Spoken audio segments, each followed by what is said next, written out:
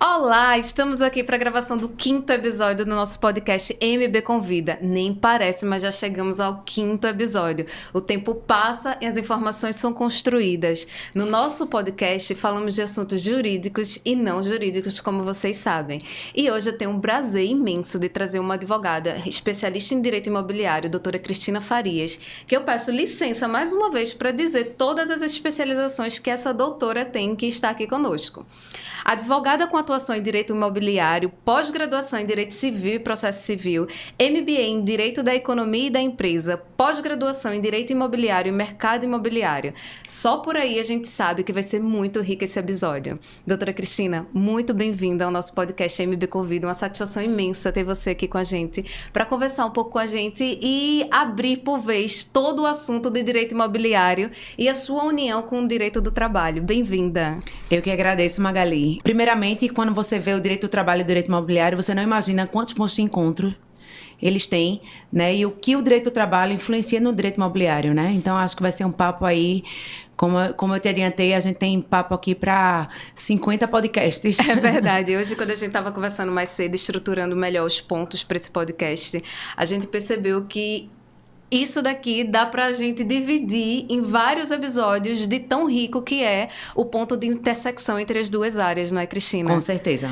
Geralmente a gente imagina que o direito do trabalho não tangencia os patrimônios, mas ele tangencia. E muito. E muito. E a gente tá aqui hoje para explicar um pouquinho dessa trajetória da carreira de doutora Cristina e como todas as experiências que ela teve podem nos engrandecer e trazer aqui um esclarecimento para você que está assistindo, ouvindo a gente, que agora nosso podcast também está no Spotify, então você pode ir para viajar, sair com a família, escutando as intersecções entre o direito imobiliário e o direito do trabalho. Que responsabilidade! Exatamente. Então a gente vai chegar ao nosso público no lazer e inclusive no aprendizado também, não é isso? Vamos lá, então.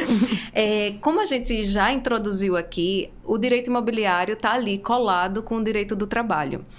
O primeiro momento, quando a gente pensa aqui, quando eu pensei em te trazer aqui para ter essa conversa conosco, eu imaginei o primeiro grito que todo mundo que não chega no meu escritório tem. Doutora, registrar uma averbação no meu imóvel. O que é isso? Na realidade, ele não sabe nem o que é averbação. Na realidade, ele só descobriu, na grande maioria dos casos, quando ele está numa tentativa de vender o imóvel, numa tentativa de compra do imóvel e descobre que tem lá um númerozinho de um processo. Aí você vai investigar. Aí você diz assim, olha, é um processo trabalhista. Você já teve algum processo trabalhista? Não, porque a empresa da mãe da minha tia, que eu botei o nome da minha filha. Gente, é uma complicação e uma história que eu acho que essa narrativa você também ouve no seu escritório, né, doutora Cristina? Com certeza. E é exatamente esse o primeiro ponto que eu penso que a gente pode conversar com quem está nos ouvindo e nos vendo também, porque é o primeiro sussurro que os meus clientes trabalhistas, os meus clientes donos de empresas e donos de patrimônio têm. Quando esse cliente chega para você, ele também chega sabendo dessa ciência, desse processo trabalhista, ou para ele é uma novidade também? O que é mais costumeiro acontecer? Em geral, não. Né? Em geral, eles só descobrem exatamente quando aparece na matrícula, quando precisa fazer uma transferência, quando precisa dar um imóvel em garantia, quando precisa realmente utilizar aquele imóvel para alguma operação. Né? E às vezes também ocorre o contrário. Muitos adquirentes deixam de fazer a due diligence eficiente do imóvel, né? E às vezes esquecem, até tiram até uma CNDT, mas não vê um processo que já está lá distribuído, entendeu? Não toma as cautelas necessárias e é surpreendido posteriormente com uma averbação, uma penhora, enfim, uma determinação oriunda da Justiça do Trabalho. Para tornar o nosso diálogo ainda mais tangível para quem está nos vendo e que não necessariamente tem o nosso conhecimento da área, vamos explicar todos os termos técnicos que numa frase vamos lá. Você trouxe carregada. Vamos lá. O que é a due diligence imobiliária? Eu digo que é o ponto mais importante na aquisição de qualquer imóvel. Né? O direito imobiliário ele envolve segurança né? Então, assim, é um patrimônio, é um que você tá construindo ali. Então, o ponto primordial, quero adquirir um imóvel, quero fazer qualquer operação com o imóvel, quero permutar, enfim, qualquer operação que você for fazer, o primeiro ponto é fazer a análise do imóvel, que é exatamente o que a gente chama de due diligence, né? Que é exatamente essa análise do imóvel. E aí se exige todas as certidões, seja da empresa, seja do sócio, seja dos anteriores proprietários, porque às vezes acontece até de já ter existido uma transferência do imóvel e de repente você é surpreendido com a anotação de um proprietário anterior. Nossa. Entendeu? E acontece na prática, a gente vê isso muito na prática, né? Então, assim, a CNDT que a gente fala, né, que é a certidão negativa de débitos trabalhistas, né? Então, assim, quando o processo ele é distribuído, a senhora sabe mais do que ninguém, né? Não aparece ainda na CNDT. É verdade. Né? Aparece na certidão de distribuição, mas não na CNDT, porque o débito não está inscrito ainda. Isso, então, perfeito. assim, só que o processo ele já está lá, ele já foi distribuído. Então, se a pessoa não tiver essa cautela preliminar de procurar, de averiguar, e aí a gente, como eu te disse, daria um podcast inteiro, realmente, porque existem várias discussões. Existe a lei que fala do que o que não está registrado na matrícula teoricamente não seria oponível a terceiros, mas na prática, eu acho até que a gente vai desenvolver esse assunto melhor, não é o que acontece. Então quer dizer que na aquisição do imóvel, veja, a gente estava iniciando um tema e a gente já está partindo para outro, porque é muito rico esse debate. Exato. Na aquisição de um imóvel, eu tenho que fazer toda essa investigação, de preferência, claro, com a orientação de um advogado que vai saber fazer essa investigação de uma forma muito mais profunda, para verificar todo esse histórico que muitas vezes não está ali dito no documento. E pior, muitos dos nossos clientes, algumas vezes, só pensam que com um contrato de compra e venda ele já está resguardado. Exato. O que não é verdade. Não né? é verdade. Então, quando esse cliente, que a gente já botou o panorama aqui, quando essa pessoa, que no nosso caso, como somos advogadas, estamos colocando na categoria de cliente que nos procura, né? Quando essa pessoa descobriu esse cenário, descobriu ali um registro trabalhista naquele imóvel, descobriu ali que o imóvel está sendo foco de uma execução trabalhista. Qual é a investigação que você faz enquanto advogada imobiliária? Porque eu, enquanto advogada trabalhista, eu tenho toda uma investigação que se coaduna de uma forma diferente. Como é essa investigação para o profissional? Na verdade, antes de qualquer operação, a gente faz toda a pesquisa, né, de processos, se existem processos, em que pé está o processo, né, como está aquele processo.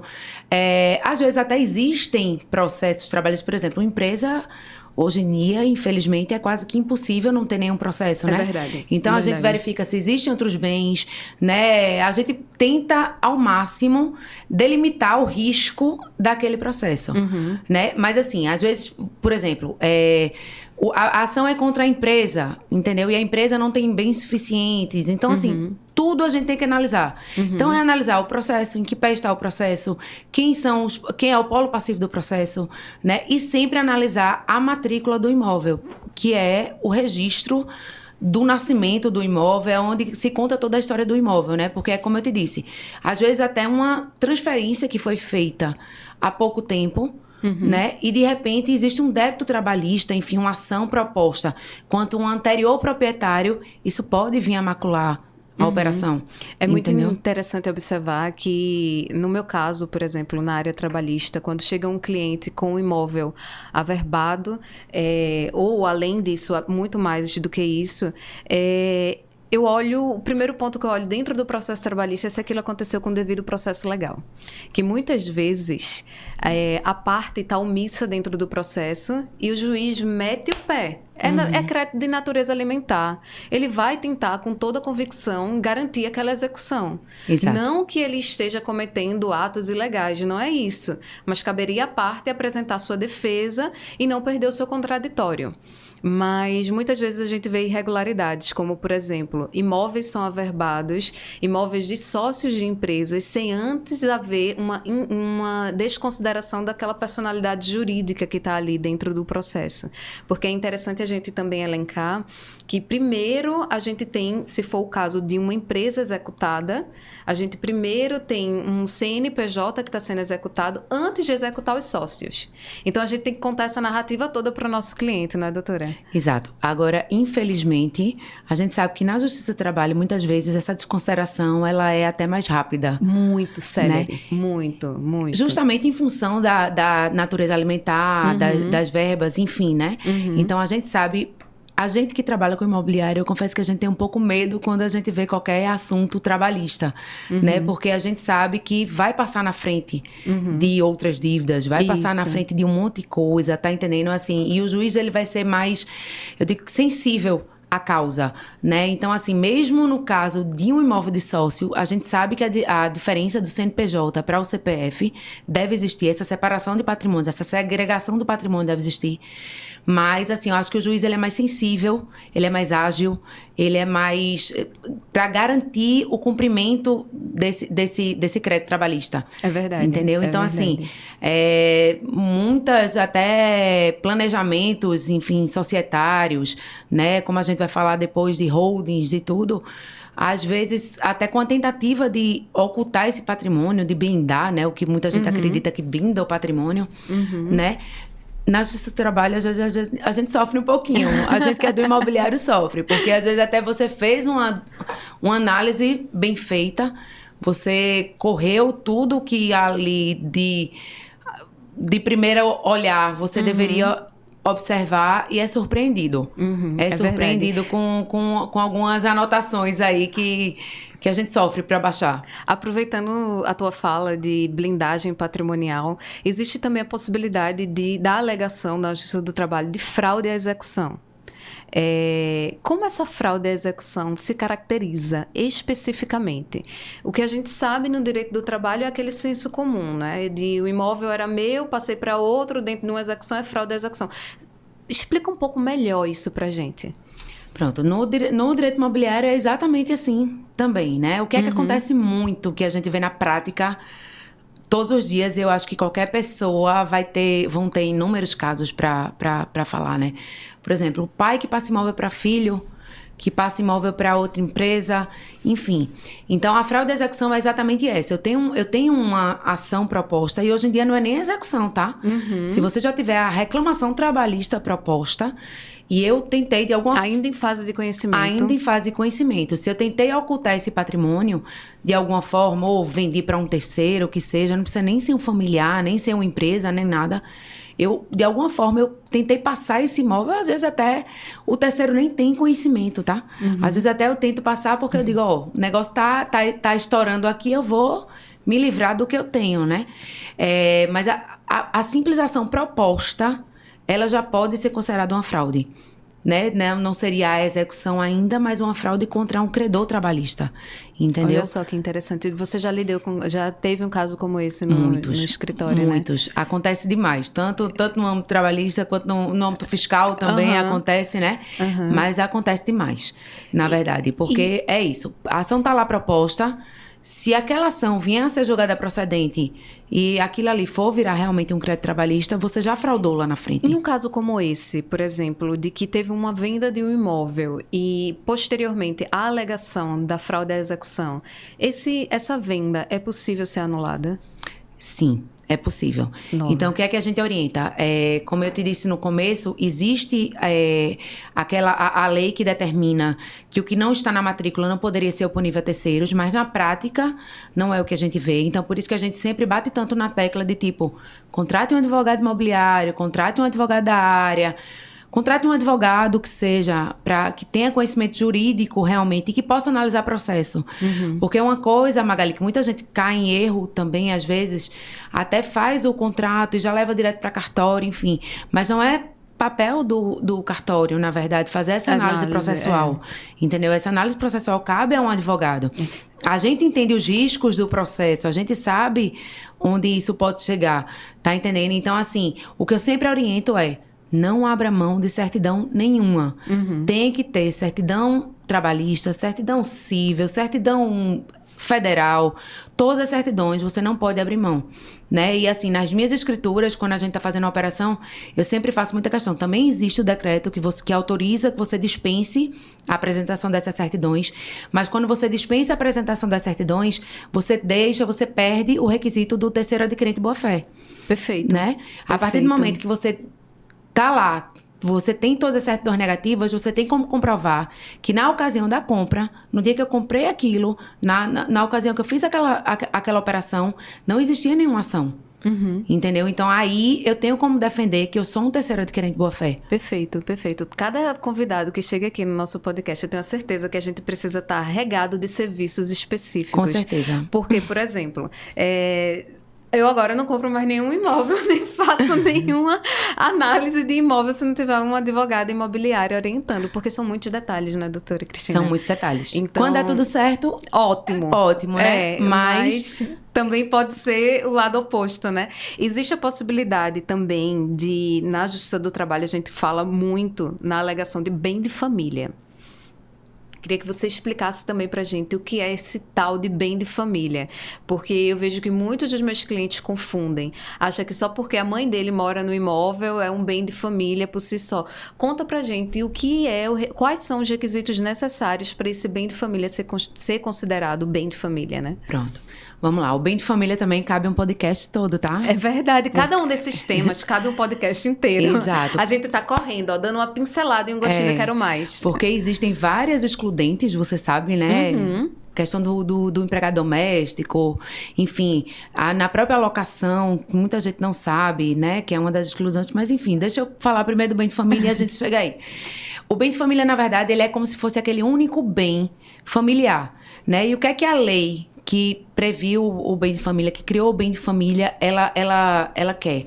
Ela quer, na verdade, proteger a moradia, né? É como se fosse aquele único bem que aquela família tem para residir, né? E aí existem várias nuances. Às vezes até é um único bem e a família nem mora naquele bem. Mas, enfim, a gente pode comprovar que é o bem que ele aluga para pagar uma outra moradia. Enfim, eu tenho um imóvel em Recife e moro em São Paulo. Eu alugo meu imóvel de Recife para pagar meu aluguel em São Paulo. Então, é como se fosse assim, é a segurança, é o Porto Seguro, né? Só que aí existem várias nuances, porque, por exemplo, não existe bem de família da empresa, entendeu? Do CNPJ não existe. A empresa, ela não tem necessidade de morar em um local, né? Ela tem, enfim, a sede, aí é uma outra discussão que a gente não vai para a legislação específica do bem de família, né? Agora, ou seja, se esse bem, vamos supor que eu tenho uma moradia, está em nome de uma empresa, mas, por exemplo, é o bem onde um dos sócios mora, já existem discussões que aquilo pode ser considerado um bem de família, porque é como se fosse o único, se ele não tem outro bem, tá? Se um cliente meu chegar no meu escritório, doutora, isso é um bem de família, qual documentação eu tenho que pedir a ele? Na verdade, se você for pela lei, ele teria que ter uma verbaçãozinha na matrícula, mas que a gente sabe que quase ninguém faz. Por que quase ninguém faz? Não por nada. Porque, em geral, quando você precisa negociar esse bem de família, você precisaria de uma autorização judicial também. Porque aí você tem que apresentar todas as certidões de que não existe dívidas, enfim, de que você não estaria exatamente querendo se desfazer do patrimônio, né? O bem de família, na verdade, você vai ter que analisar patrimônio da parte, né? Então, assim, geralmente, o que é que a gente vê na prática? O advogado contrário, que quer executar aquele bem, ele, na verdade, ele pede a averbação e cabe a outra parte, a quem é o proprietário do bem de família, comprovar que aquele é o único bem, né? Agora, aí também existem fraudes. Porque, por exemplo, às vezes a pessoa começa a se desfazer de um patrimônio, né? E deixa um único bem como se fosse, não, esse é meu bem de família, né? Pra usar isso como argumentação. Exato. E aí é como eu te disse, aí a gente tem pano pra manga pra tudo que é lado, porque às vezes é um bem, por exemplo, eu não tenho dinheiro pra pagar esse crédito, esse crédito do trabalhador, por exemplo, mas eu moro num bem de 15 milhões, entendeu? Então, assim, a gente tem várias Infelizmente, isso é muito comum, não é, Cristina? É muito comum. E acontece muito. Às vezes sai transferindo todo o patrimônio e deixo só esse, porque é meu bem de família. E, na verdade, o que a lei quer é proteger a moradia. E para você ter uma moradia digna, você não precisa morar num apartamento de 15 milhões que seja, entendeu? Tô dando aqui um exemplo, né? Fora isso, como eu adiantei, a gente tem também a exclusão da locação do bem de família, né? Porque muita gente não sabe que o fiador, quando ele é fiador, pessoa física, ele não tem direito a bem de família. Então, assim, se eu sou fiador de um contrato de locação, mesmo que seja meu único bem, não é bem de família. Então, assim, existem... Que detalhe, é verdade. É um muita detalhe gente não se atenta a isso. É verdade. Muita gente não se atenta a isso. E, assim, eu tenho casos práticos de executar bem de família. Entendeu? De levar realmente a leilão, a venda, o bem de família. Então, por si só, o registro não é suficiente. Ou acaba sendo suficiente? Não é suficiente. Perfeito. Aí vai muito de prova, né? Você tem que comprovar realmente que tem outro que existe outro patrimônio, ou então que a pessoa tentou ocultar aquele patrimônio e ficou só com aquele bem para garantir que ele fosse seu bem de família, sua moradia, né? Bem de família é um tema, Magali, que a gente pode marcar uns 3 podcasts aqui para falar sobre bem de família. Me parece que ele envolve muito aquela questão de... Não é moral, mas é legal. Exato. A gente tem uma legislação, isso para todas as áreas do direito, não é só o direito imobiliário, tampouco o direito trabalhista. A gente tem uma legislação que ela tenta criar... E eu entendo dessa forma, a exegese que eu faço da lei, num senso comum todo, é essa. De que a lei tenta criar uma norma geral. Não tem como a gente ser específico, para aí a gente vai na hierarquia das normas, né? Vai indo cada vez mais específico. Óbvio que nessa ideia geral a gente acaba dando muitos espaços para que pessoas se beneficiem dessas possibilidades legislativas, não é? Exato. Por isso que muitas vezes a gente já falou, o nome fraude à execução todo mundo já entende porque o nome está ali, fraude à execução, mas essa fraude também pode acontecer em outros segmentos também patrimoniais, não é? Exatamente. E aí cabe ao advogado fazer toda essa apuração de que a gente faz meio que um papel de detetive, né? É verdade. A gente não precisa só conhecer de processo. Não. A gente precisa usar todas as ferramentas que a gente tem, né, para mover esse judiciário aí, enfim, e ir atrás das informações do que a gente tem, né? Por isso que eu penso muito que a advocacia, eu acho que é como um vinho. Quanto mais tempo de estrada você tiver, maior a tendência de você ser muito bom. Com certeza.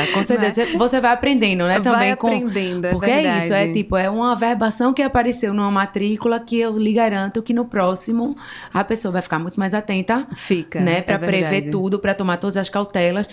Quantas e quantas pessoas hoje em dia não dão tanta importância ao direito contratual, que seja ao consultivo, né? Que é muito que o imobiliário faz, que a gente trabalha muito com contencioso, mas o forte do imobiliário ainda é o consultivo. É a parte contratual, tanto é que quando você fala em direito imobiliário, a pessoa pensa logo em contrato, compra e venda, locação, né? Não pensa que a gente tem todo um contencioso imobiliário também, né? Mas por isso que eu digo, às vezes as pessoas vão fazendo os contratos, enfim, e aí só cai na realidade realmente da necessidade quando se depara com um problema desse. E que esse cenário é um pouco oposto na minha área. Na nossa área trabalhista, geralmente é comum a negligência desse preventivo, desse consultivo, e só procurar o advogado trabalhista quando já tem um problema instaurado. Tô ali com o meu problema na empresa, mas doutora, com a gente recebi... também é assim. Quando dá tudo errado no contrato, aí procura e agora resolva. Talvez depois de apanhar na vida, aí diz assim, não, agora eu vou consultar minha advogada, que já tem o telefone da gente salva ali no agora celular. Não, olha, veja, eu comprei esse imóvel aqui, fui registrar, ou fui fazer minha escritura, enfim, cheguei lá no tabelionato e notas, a tabeliã disse que não podia fazer escritura. Por quê? Eu comprei, eu paguei.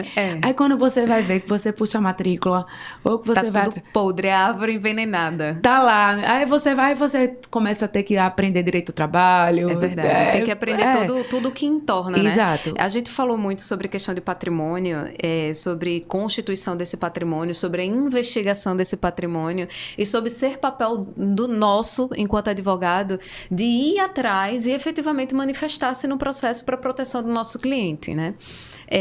A gente sabe que recentemente, eu digo recentemente porque eu acho que foi quando se tornou mais em voga na mídia, a questão da holding, da constituição de holding. Holding é um nome que parece até feio, mas ela pode trazer muito benefício para quem realmente a constitui, para quem realmente a faz com seriedade. Eu acho que não tem ninguém melhor do que você, Cristina, para dizer um pouquinho pra gente. Primeiro, o que é essa holding? Porque eu quero que todo mundo entenda tudo que a gente tá falando aqui nesse podcast, não vire linguagem dos anjos, Exato. que ninguém entenda. Não, a gente é necessário, às vezes, dar pequenos conceitos, e esses conceitos podem engrenar a quem está nos ouvindo e nos assistindo. Essa holding, o que é isso?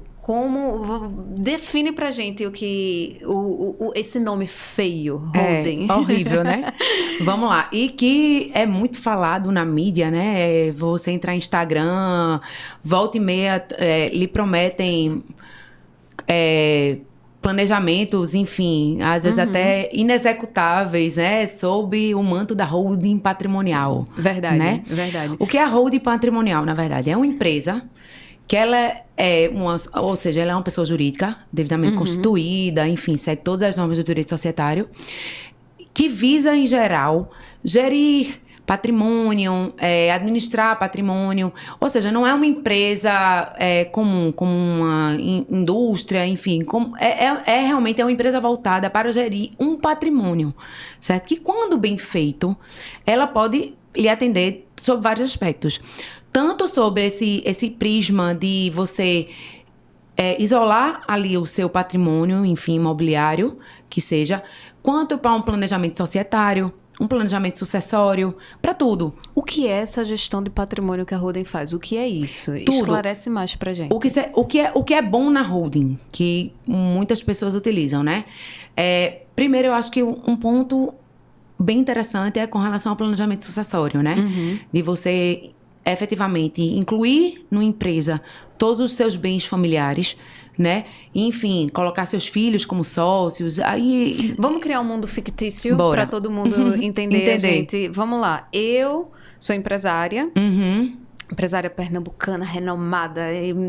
Tenho 5 imóveis e tenho 2 empresas, certo? E 10 carros. Vamos supor, esse é todo o meu patrimônio. 2 empresas ativas, saudáveis, fatura, meus 5 imóveis e meus 10 carros. Eu chego, procuro a doutora Cristina. Doutora Cristina, me ajude. Eu quero fazer uma holding disso aqui, que me disseram que isso daqui é bom para o meu patrimônio, porque eu quero proteger. Tô já velha, já tô ficando assim, já quero deixar tudo organizadinho. Não quero me estressar com mais nada. Só quero aproveitar tudo que eu já trabalhei ao longo da vida. O que essa holding vai fazer por esse meu patrimônio? O que é importante? Exatamente. Como você disse aí que você tem 2 empresas, é realmente ser uma coisa separada. Não pode ser uma coisa, por exemplo, para esconder um patrimônio da empresa. Tá entendendo? Realmente como você disse, você tem 5 imóveis, você tem 10 carros, você quer agora usufruir da sua vida. Então, assim, você aluga esses imóveis, enfim, você operacionaliza ali com seus imóveis, né? Então, assim, o que é bom da holding? Você isola aqueles seus 5 imóveis, e ali você vai gerir aquele patrimônio de locação, de recebimento, enfim, de compra e venda, do que você queira fazer com aquilo ali. Quando a gente diz, fim da vida, quando a gente fala em planejamento sucessório, como é que ocorre esse planejamento sucessório? Como é que eu vou me planejar através de uma holding? Na verdade, o que é que acontece? Em geral, você coloca esses imóveis nessa sociedade, né, com esse nome estranho, e coloca os seus filhos também, né? Em geral, aí a gente entra em várias nuances do usufruto, de cotas, a transferência das cotas, enfim, a doação. Por quê? No caso do falecimento do patriarca, da matriarca, enfim, os herdeiros já estão ali dentro da holding, ou seja, eles já são também beneficiários, donos daquele patrimônio. Então, você evitaria aí o pagamento de TCMD, tudinho, né? Então, tem uma vantagem tributária aí também, né? Demais. É isso que mais convida para fazer a holding? Depende da finalidade que você tem, né? Em geral, a holding hoje em dia é muito utilizada para esse planejamento sucessório, né? E outras vezes também como uma forma de blindagem patrimonial, né? Muita gente acha que blinda o patrimônio, né? Mas a gente sabe que hoje em dia, ainda mais no mundo informatizado que a gente vive, e ainda mais com as alterações recentes de cadastro imobiliário brasileiro, do CIB, que é o CPF dos imóveis, que agora está se falando muito, com todo o cruzamento de dados, de receita, de tudo, a gente sabe que cada vez mais essa blindagem é mais difícil, né? Hoje em dia a gente conta com Sensec, que são sites, na verdade, que eu consigo ver escrituras que foram passadas, eu consigo saber de tudo. Ninguém esconde mais nada de ninguém, Não, essa é a verdade. Não, exatamente. Exatamente. Basta você ter alguém diligente do outro lado. Verdade. Que ele vai saber. Que queira. Exatamente. Que queira que ele vai promover. saber toda a operação. Então, assim, o que eu digo sempre da holding para qualquer pessoa que me procura com essa finalidade é um excelente veículo. Excelente veículo. Desde que bem feito. Qual é a melhor hora de se fazer? Eu acho que é muito da hora, depende muito de patrimônio, depende muito do momento de vida que a pessoa tá, entendeu? Depende muito. Por exemplo, eu tenho 2 filhos pequenos, eu acho que ainda não é o momento, entendeu? Mas assim, talvez pra minha realidade, depende muito, assim. Precisa realmente de uma análise. Eu sou de advogada, cada então caso, assim, né? eu não atuo como empresa, entendeu? Então assim, depende muito. Talvez se eu tivesse uma empresa, se eu tivesse mais exposta, talvez sim. Me diz uma coisa que eu acho que é a pergunta de milhões desse tema da holding. A holding é imune à execução trabalhista? Jamais. Aí, ó. A execução a tal da natureza alimentar. Jamais. Jamais. Exatamente, eu volto para aquele ponto. Tudo tem que ser bem feito. Tudo tem que ter uma finalidade muito específica, uma finalidade muito certa. Da mesma forma que existe a desconsideração da personalidade jurídica da empresa, né? Enfim, eu sou empregada da empresa A. E, enfim, a empresa A deixou de me pagar e eu vou pedir a desconsideração da personalidade jurídica e atingir a pessoa do sócio, eu também posso atingir a holding daquele sócio. Entendeu? Então, assim, a holding, ela nunca tá imune. O importante é que os patrimônios sejam muito bem separados, né? Toda a parte contábil, tudo, seja muito bem feita e se demonstre realmente de que, assim, primeiro você não está usando aquela holding para ocultar patrimônio, é realmente uma operação ali à parte, né? E mesmo você fazendo tudo certo, a gente sabe que numa desconsideração de personalidade jurídica, eu posso chegar na holding do sócio. Não é totalmente, então, Jamais, blindada, né? Jamais. Hoje em dia não existe mais, na verdade. Tanto é que eu não gosto nem de utilizar lá no escritório essa palavra mais blindagem. Sabe? Quando alguém chega para mim e diz, não, eu quero blindar meu patrimônio. Vamos com calma, né?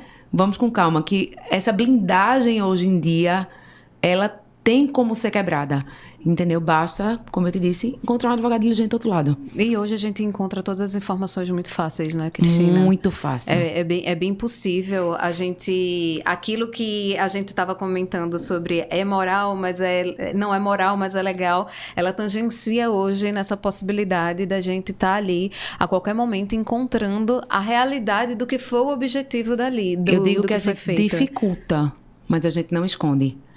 Talvez a gente dificulte para o credor do outro lado localizar o bem, mas a gente não esconde. Por quê? Lógico, se o credor for fazer uma pesquisa num cartório de imóveis pelo nome da pessoa, não vai encontrar. Localizar, porque está registrado em nome da holding. Tá entendendo? Mas se ele for mais diligente, se ele for atrás e ele descobrir essa holding, que hoje em dia é super fácil, as informações são cruzadas, a gente não precisa ter acesso ao imposto de renda de ninguém, basta você entrar num Sensec, basta você localizar a transferência, porque quando você incorpora um bem à holding, né, que é exatamente quando o que é o incorporar, é como se fosse quando a holding adquire aquele bem que era da pessoa física, que passa para a pessoa jurídica, isso aí é uma transferência. Então, você tem, hoje em dia, como localizar isso facilmente. Entendeu? Então, basta você fazer toda o caminho que foi feito. Você diria para o seu cliente, para quem te questionasse, é vantagem fazer a holding? É. Mas precisa ficar atento a... Tudo é vantagem quando é feito, como você diz, na forma legal. Quando é feito, quando eu faço com a finalidade correta, é super vantagem, né? Lógico que aí a gente vai analisar pormenores de valor de patrimônio, enfim, impostos envolvidos, tributação, tudo. Mas é uma excelente opção de planejamento, né? Mas lógico que tudo que se faz com a finalidade do errado tem uma ponta solta. Eu gosto muito de gravar os episódios de podcast, principalmente com convidados inteligentes como você. E tive a sorte de, até hoje, todos os convidados que sentaram nessa cadeira foram inteligentíssimos. Porque a gente acaba fazendo muita conexão de um tema com o outro.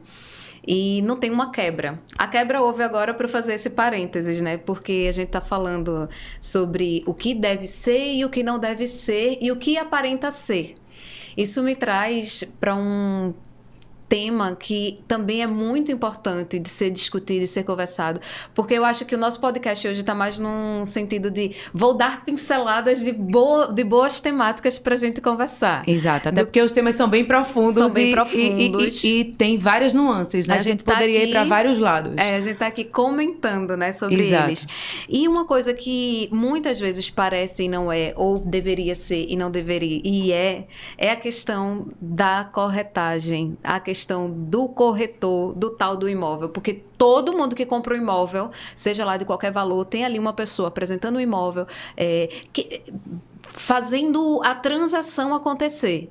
Inclusive, muito diligente, por sinal, ele não está ali gratuitamente, Exato. né? São pessoas formadas que, né, estudaram para isso, enfim, e né? que, inclusive, tem uma lei específica. Exato. E que é muito importante separar que, como a gente não está falando de todos os temas em todas as profundidades, mas a gente está aqui pincelando temas, é muito importante falar que a lei específica desse corretor menciona que ele é um funcionário, que ele é uma pessoa autônoma, ele não é um funcionário seletista. Esse é o mundo em que a lei específica determina e esse é o cenário em que a gente deve encontrar, certo? Esse é o cenário perfeito. Ele está ali figurando como uma característica de autonomia. E é importante a gente distinguir que eu retorno sempre para isso. Não é porque você é autônomo que você tem que estar ali dentro da empresa todo o tempo como um empregado. Existem diferenças legais. A subordinação, a onerosidade, a pessoalidade, enfim. Sem entrar tanto nessas questões trabalhistas, mas que também são muito importantes, eu queria que você explicasse um pouquinho pra gente essa figura desse corretor. Quem ele é, porque muitas vezes a pessoa pensa que é alguém que está ganhando só a comissão. Diz pra gente aqui quem é essa pessoa que eu repito, e eu acho importante caracterizar aqui que a gente está tratando da natureza jurídica do corretor enquanto autônomo, porque entendemos que essa é a figura dele pela própria legislação que diz, né? Exato. Fala pra gente um pouquinho. Exato. Eu digo sempre, eu defendo muito os corretores, viu, Magali? Porque eu digo que corretor é um papel, é uma peça primordial em qualquer negócio imobiliário, né? Eu digo assim, o corretor não faz o que eu não faço o que o corretor faz, entendeu? E assim, um bom corretor, ele pode ser um divisor, assim, em qualquer operação imobiliária, né? Um corretor realmente correto, diligente, ele é um divisor de águas em qualquer operação imobiliária, né? E como você mesmo disse, o corretor, ele é autônomo, na verdade, né? Então, assim, na prática, o que é que você vê? Um corretor, ele lhe apresenta imóveis das mais diversas incorporadoras, dos mais diversos, enfim, vendedores, né? Então, assim, ele não tem essa relação de subordinação, né? Que é próprio da legislação seletista, exato, da legislação trabalhista, exato. Uma relação ali que tem o vínculo de emprego propriamente dito, né? Exato. Agora, uma coisa muito importante aí que você sabe até muito mais do que eu, é sempre, tipo assim, a realidade, né? É, tipo assim, é importante que realmente esse corretor seja um corretor independente, né? Que ele não tenha essa subordinação, que ele não esteja ali realmente... Porque até existem, hoje em dia, algumas incorporadoras, elas até têm uma equipe de vendas interna, né? Que aí é um outro... Que não é o corretor, a não figura é o do corretor do Cresce, né? Que tá ali, que tá apresentando, que tá... E, ao mesmo tempo, ele não tem qualquer responsabilidade pela entrega do imóvel. Na verdade, a prestação de serviço dele é a intermediação entre as partes, né? Então, assim, saiu até uma decisão recente que falava exatamente que o corretor ele não responde pelo atraso da construtora, tá entendendo? Ou seja, que deixa claro... Ele não tem o risco, ele não assume o risco do negócio. Exato. Que é uma coisa, que é uma faca de dois gumes, que eu sempre digo também uma coisa. Às vezes eu digo aos meus clientes, às vezes tem alguns corretores, existem, como eu te disse, tudo na vida existe, advogado e advogados, corretores e corretores. Então, às vezes, até um corretor que está muito sedento por assinar o contrato, né? E eu tenho toda essa cautela de certidões, de analisar, e de vou pro trabalhista, vou pro fiscal, vou analisar tudo. E que leva um tempinho, né? E às vezes o corretor vamos assinar, e eu digo, ó, quando assinou, tua prestação de serviço acabou. E daí pra frente, a responsabilidade é toda minha. Então, o pepino vai ser meu, né, daqui a 20 anos, se aparecer um problema, então é o meu nome que tá lá, entendeu? Então, assim, é isso. O corretor, ele é autônomo, ele é independente, ele pode representar os mais diversos imóveis de diversos proprietários, né? E ele não tem essa relação de pessoalidade, de subordinação com nenhum. Lógico que ele vai seguir, tipo, a tabela de preços, enfim, né? Até porque se ele não for seguir a tabela de preços, o vendedor não vai vender, claro, né? Tipo assim, eu quero vender meu imóvel por 1 milhão. Se você quer chegar aqui com uma proposta de 700 mil, eu não vou vender, entendeu?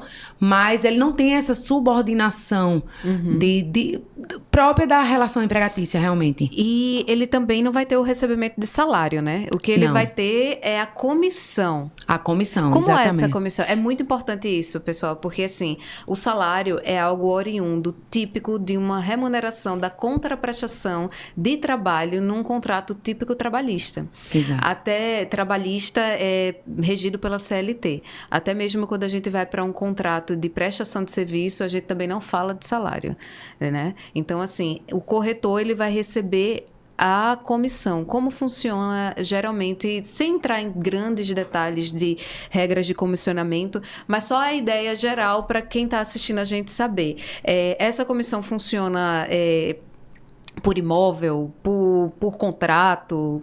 Como é isso? Em geral, é por operação, realmente, né? Por exemplo, fechei uma compra e venda, eu tenho um percentual daquela compra e venda.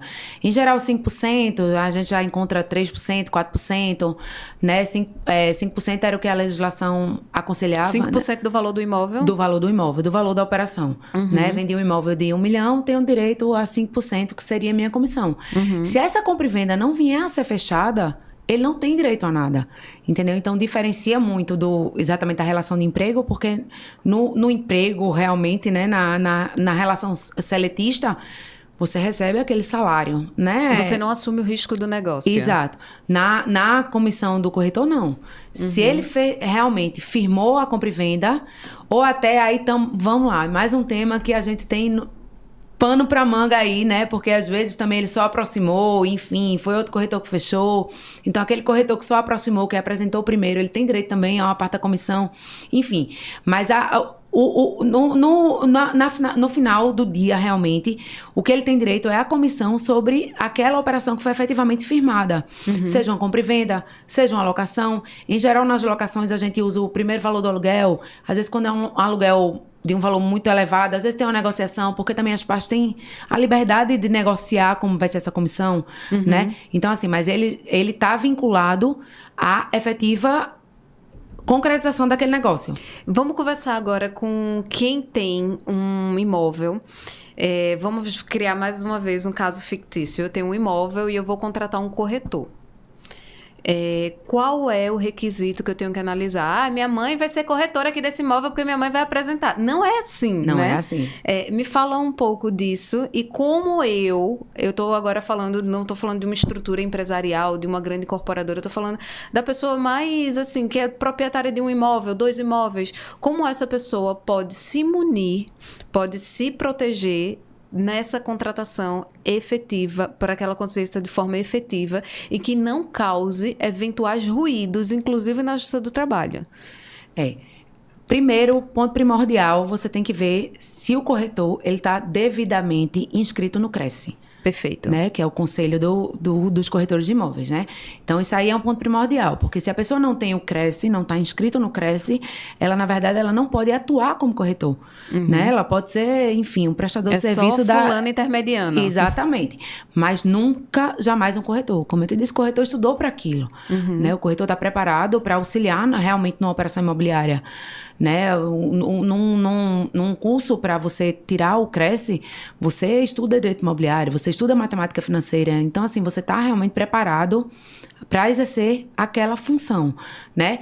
Existe muito hoje em dia o contrato de exclusividade, às vezes o corretor. Por exemplo, eu tenho um imóvel, como você está dando o exemplo, tenho um imóvel para vender, pego um corretor e esse corretor me exige exclusividade. Mas o que é essa exclusividade? É tipo assim, que eu só posso vender através dele. Por que isso acontece? Muito mais porque, assim, ele quer impulsionar seu imóvel em plataformas imobiliárias. Ele quer dar um destaque para o seu imóvel em Instagram, que seja, em qualquer outra plataforma. Que ele exerça a sua atividade, né? Então, isso às vezes ocorre, mas como é que ocorre? Geralmente eu dou exclusividade por 2 meses para aquele corretor. O que eu digo sempre, eu não gosto muito do contrato de exclusividade, sabe? Porque eu acho que o mercado ele é dinâmico, demais, né? E demais. o que a gente vê muito, os corretores hoje em dia fazendo muita parceria entre eles mesmos, né? Porque às vezes eu como corretor, tenho um cliente mais voltado para uma faixa A, e de repente eu tô com um imóvel mais voltado para uma outra faixa e que um outro corretor tem mais acesso àquele tipo de cliente, tá entendendo? Então, assim, eu acho que é isso. Quero contratar um corretor primeiro, ver se ele tem o Cresce. Segundo, eu sempre oriento um contratozinho, sabe? Tudo que a gente tem que fazer é contrato. O combinado não sai caro. O combinado não sai caro. De boca nada. De boca nada, né? Porque palavras voam. Perfeito. Né? As máximas que a gente tem no escritório são muitas, né? Exatamente. Pra cada contexto. Exatamente. Então, assim, deixa por escrito, entendeu? Deixa por escrito, faz por escrito, faça realmente com um corretor de imóveis, né? Não pegue um aventureiro por aí, não. Né? Primeiro que ele não vai nem poder lhe dar a nota como a comissão de corretagem, né? Porque hoje em dia a gente já sabe, aí vem várias implicações também, enfim, de lei de distrato, já que se houver o distrato, aquela comissão de corretagem ela não volta, porque o serviço foi prestado. Enfim, a gente tem várias nuances aí que a gente pode também enveredar, né? Mas é isso, é ver se realmente é um corretor regularmente inscrito no Cresce e faz um contrato. Custa não nada. Sai caro, né? Não custa sai caro. nada, o combinado não sai caro, nunca saiu caro pra ninguém. É verdade. Né? E é como a gente está dando só nuances dos temas maravilhosos que a gente está tratando aqui. Um outro tema que eu acho que é muito relevante da gente falar e que a gente não pode sair daqui sem tratar é a questão do Fundo de Garantia, o FGTS.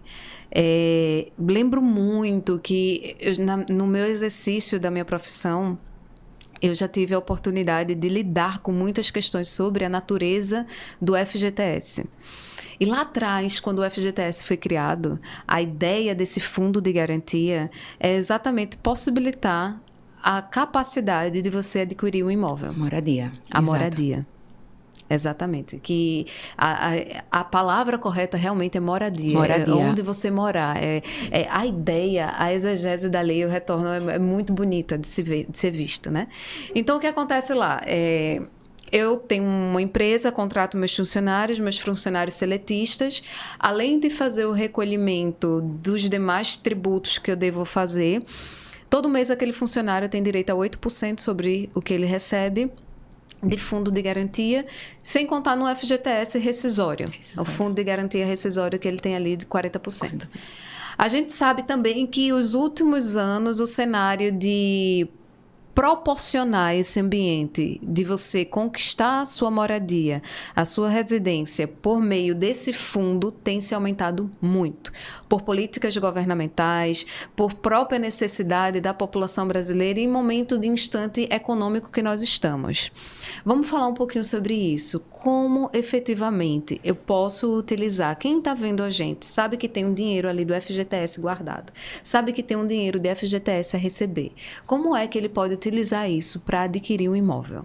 Primeiro, muita cautela também. Vamos lá. Vamos deixar isso muito claro. Exato. Porque muita gente não sabe. Acha que, tipo, eu tenho um FGTS, enfim, tá lá depositado e eu posso usar. E não é assim. Né? Existem regras claras, existem limites, né? E é como a gente disse, a finalidade é moradia.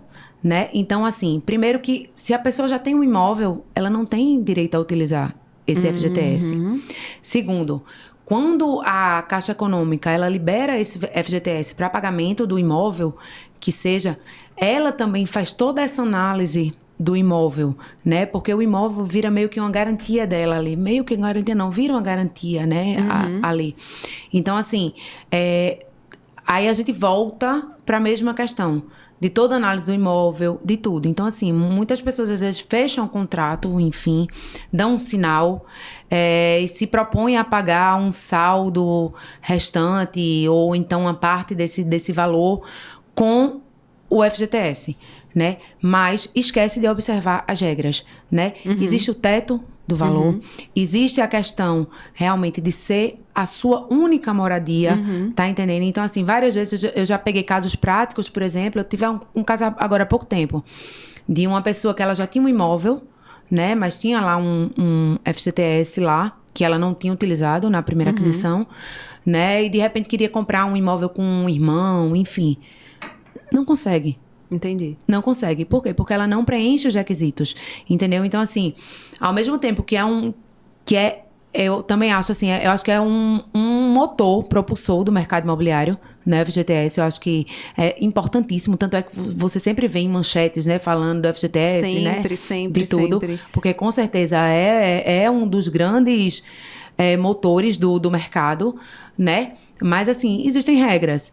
Né? Então, existe assim, a relação entre a faixa etária de receber... A faixa etária não, desculpa. Entre a faixa de renda salarial, a faixa de renda de FGTS e a renda do imóvel e o valor do imóvel? Existe essa relação direta? Existe. Existe também. Tem que Existe ser também. observado isso Tem também, que tudo. às vezes a pessoa tem um fundo X e quer o imóvel 10X. Não vai conseguir ele nem... Exato, não vai conseguir. E existe a possibilidade de ele fazer um planejamento desse pagamento por meio desse fundo de garantia. Por exemplo, eu estou trabalhando, vamos mais uma vez criar um mundo fictício. Eu tenho meu trabalho, estou lá recebendo meu FGTS e já tenho um valor lá depositado. Dou aquele valor como entrada e continuo lá pagando. Pagando meu FGTS, pagando meu imóvel, né? Pagando minha moradia. Quando Na verdade, ele é ocorrer... usado para quitar, né? A quitação. A quitação. Na entrada, eu já posso utilizar esse valor? Até pode. Tem casos que até pode. Por exemplo, muitos casos a gente até combina FGTS com financiamento. Em geral, né? A pessoa utiliza o FGTS para uma parte e utiliza o financiamento para outra parte. Aí essa entrada desse FGTS, vamos supor esse mundo em que utiliza esse FGTS como entrada, ele pode? Não é o que ocorre, tá? Até Não porque é. você tem que ter a parcela do sinal. Entendi. Né? Ele não pode servir, então, como sinal para você. Não. E outra coisa Perfeito. também que muita gente acha que vai dar entrada no FGTS e que o FGTS vai estar disponível com 10 dias, 15 dias. Não tá. Não Exatamente. Você passa por todo um procedimento na Caixa Econômica, né? De análise documental, de tudo. Então, assim, para ver se você preenche realmente os requisitos para liberação. Então, assim, não é uma coisa tão simples como se imagina, apesar de ser muito exitoso, né? Então, na realidade, diante de tantas regras e diante de tantos procedimentos que a gente tem que ter, para eu conseguir efetivamente adquirir uma moradia com esse FGTS, essa análise já foi muito bem consolidada no sentido de que eu vou garantir essa moradia, não é? Exato. Ou seja, eu quero dizer o seguinte, o Estado ele não vai fornecer esse benefício sem ter a garantia por trás. Exato. E como você bem falou, o próprio imóvel já é garantia. E aí eu vou até para outro lado, né? Aí eu vou para o lado quando a gente está vendendo um imóvel. Né? E muita gente chega quando tá comprando, né? Todo lado do vendedor, o comprador do outro lado, naquela empolgação e tipo, eu já tenho tanto de FGTS e vou quitar aqui, eu vou pagar isso aqui, né? É importante sempre, para quem tá do outro lado, para quem tá vendendo, além de ter os cuidados de saber realmente se essa pessoa vai conseguir levantar esse FGTS ou não, prever outras possibilidades, né? Porque assim, e se esse valor não for levantado? Tá entendendo? Aquele saldo, como é que vai ser pago? E aí, entendeu? como é? Quais são as possibilidades? Aí a gente tem como prever de várias formas, né? A gente tem como prever ou um parcelamento realmente, né? Por exemplo, vou pagar 100 mil via FGTS. Eu te dou um prazo de 90 dias para você me liberar. Esse FGTS na minha conta liberado. Esse valor que você vai retirar do seu FGTS. Você não me pagou com 90 dias, é como se você entrasse em mora realmente, né? Você ficou inadimplente com aquela parcela. Então, eu posso prever uma forma de pagamento parcelado, enfim, uma outra forma, ou a própria rescisão. Ou seja, procure um advogado imobiliário. Voltamos para o advogado, né? Voltamos para fazer o melhor para o cenário advogado. para você. De todos os lados. É verdade. Tanto se você estiver vendendo, quanto você... E ainda mais quando você quer utilizar esses meios. Porque uma coisa é eu tô com dinheiro ali guardado e achei o imóvel dos meus sonhos e tenho o dinheiro ali em cash guardado na minha conta e vou transferir para você e ok. Se você vai entrar no FGTS, num financiamento imobiliário que seja... Então, é importante, né? Tanto para o lado do comprador, para você não perder os recursos que você já pagou ali, né? E para realizar realmente seu sonho da moradia, quanto você que está vendendo para você efetivamente receber, né? A quantia. É verdade. Né? Eu acho que a gente deixou aqui o gosto de quero muito mais. De tantas nuances que a gente só passou. A gente não teve a oportunidade de efetivamente aprofundar. Porque esses temas que a gente está falando dão teses. Dão teses. Dão teses e tem saída para tudo que é lado. É verdade, verdade. FGTS é um, corretor de imóveis é outro, holding, Ave Maria, holding, aí tem um mundo para falar. Eu acho que, na realidade, o que mais fica aqui para nós é de que o melhor cenário para uma empresa, para uma pessoa física, é ter uma munição de consultoria jurídica de cada área. Com certeza. Por exemplo, se um cliente chega no meu escritório com uma dificuldade de uma penhora em um imóvel, eu sei fazer a análise trabalhista tranquilamente. Mas essa análise vai se tornar muito mais rica quando eu trago junto para o debate um advogado da sua área, um advogado com especialidade em direito imobiliário. E vice-versa. E vice-versa. Né? Se eu pegar um imóvel que esteja com um processo trabalhista, lógico, eu consigo entrar, eu sei ver, eu sei mais ou menos o que está ali posto, né? Mas assim, para eu saber a plausibilidade, a probabilidade de êxito daquilo ali, lógico que um advogado trabalhista vai saber examinar muito melhor que eu, né? Vai saber as nuances, vai saber o que está acontecendo em julgamentos, enfim. Então, eu acho que é isso. É sempre se munir do melhor que você puder. Verdade. Né? Que é o seu patrimônio, né? Exato. E eu acho que a gente aqui deixou muito claro que direito do trabalho não anda sozinho e direito imobiliário, em alguns aspectos, também não anda sozinho, né? Jamais. Eu acho que em quase nenhum. Em quase nenhum a gente anda sozinho. A gente vai batendo em tudo que é lado. Para quem está assistindo a gente e ficou até o final, qual é a palavra que você gostaria de deixar no sentido de dizer assim, olha, é isso que eu queria, se você conseguiu entender isso é o que eu queria traduzir diante de toda essa minha fala. Fala pra gente, pra quem tá ouvindo e vendo. Exato. Eu acho que tudo se resume, Magali, à análise, né? A procurar um profissional realmente especializado e tomar todas as cautelas, né? O negócio, ele pode ser extremamente seguro. Basta você saber fazer, com quem fazer e o modo de fazer. Né? Então, assim, ainda mais quando a gente fala em patrimônio, em direito imobiliário, né? Em pontos sensíveis, aí a gente trata de moradia, né? Não tô nem tratando de quem adquire patrimônio, enfim, que tem uma holding, né?